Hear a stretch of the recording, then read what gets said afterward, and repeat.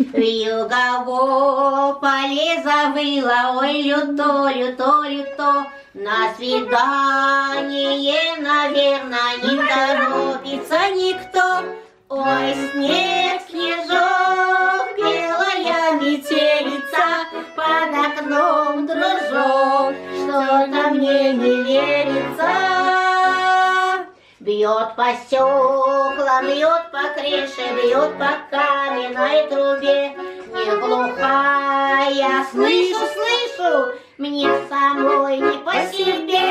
Ой, снег, снежок, белая метель. Отвариваем картошку. Можно делать это в мундирах, как я сейчас делаю, а можно полностью почистить, порезать по частям, на несколько частей одну картошину и отварить до готовности.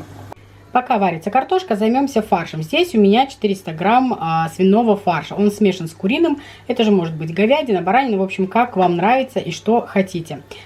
Добавляем в фарш яйцо и специи. Соль по вкусу, черный перец и другие специи, которые подходят для мясных изделий. Это может быть на ваш вкус, также красный острый перец. Также добавили лук, здесь я его мелко порезала, его также можно натереть на терке, и чесночок. Все сейчас хорошенько перемешиваем. Также добавляем сюда манную крупу, несколько столовых ложек, это может быть галета или может быть также сухой батон, который замочили предварительно в молочке, либо же в воде. Порезали петрушку и все, наш фарш практически готов, все осталось только перемешать и все. Итак, картошечка тоже уже приготовлена, мы ее почистили, и пока она горячая, сделали из нее пюре. Сейчас добавляем вот сюда еще столовую ложку сливочного масла, сейчас оно растопится, и обязательно специи. Специи у меня разные, которые сочетаются с картошкой, вы же смотрите по своему вкусу. Также соль обязательно. Все добавляем и хорошо перемешаем сейчас вместе с маслицем. Аромат уже невозможный.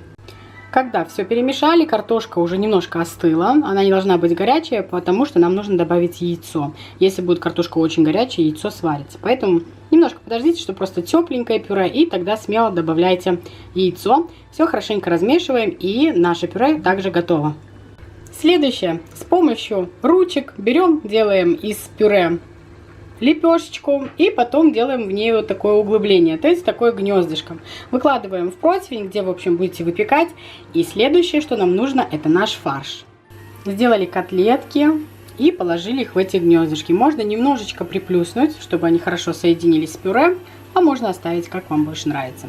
Размер также зависит от вашего вкуса, как вам больше нравится и хочется.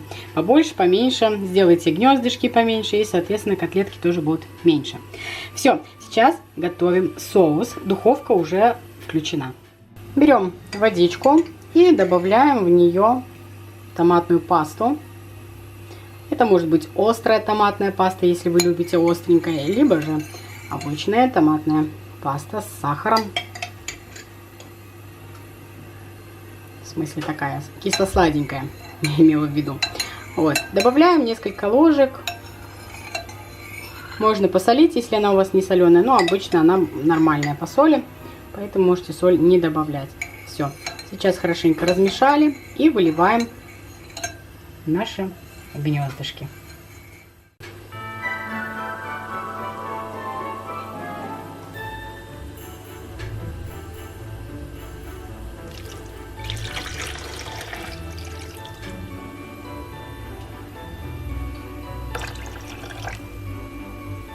Добавляем вот так вот, чтобы наполовинку гнездышки были покрыты соусом.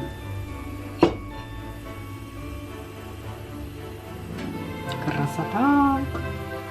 Так, немножко можно пошевелить вот так с угла в угол, чтобы перешла жидкость, чтобы не было где-то меньше, где-то больше. Все отправляем в духовочку до запекания.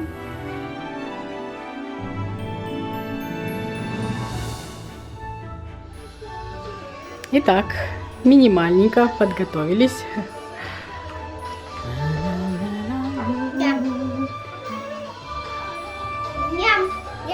Мамочки!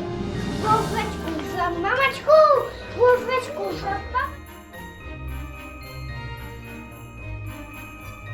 И вот какая красота у нас получилась. Запекайте до готовности котлеток.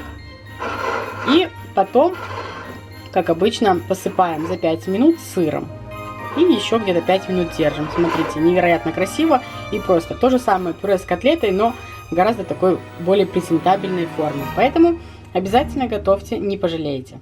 Ой, мороз, мороз,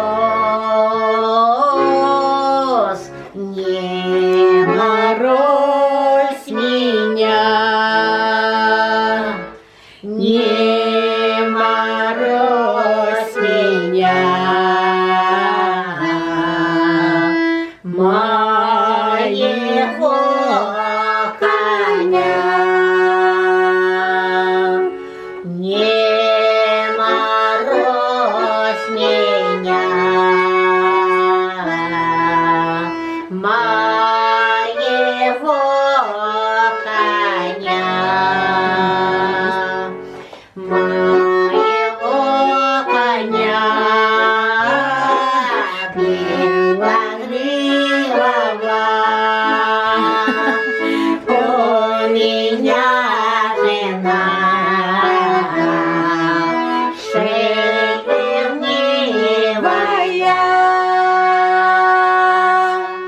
у меня жена.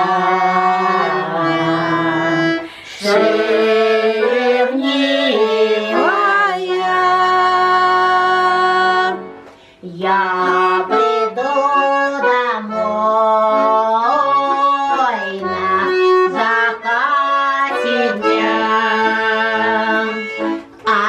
обниму женой, напою коня, обниму женой,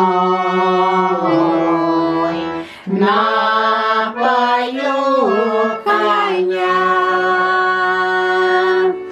Ой, мороз, мороз, не морозь меня, не морозь меня, моего коня. Не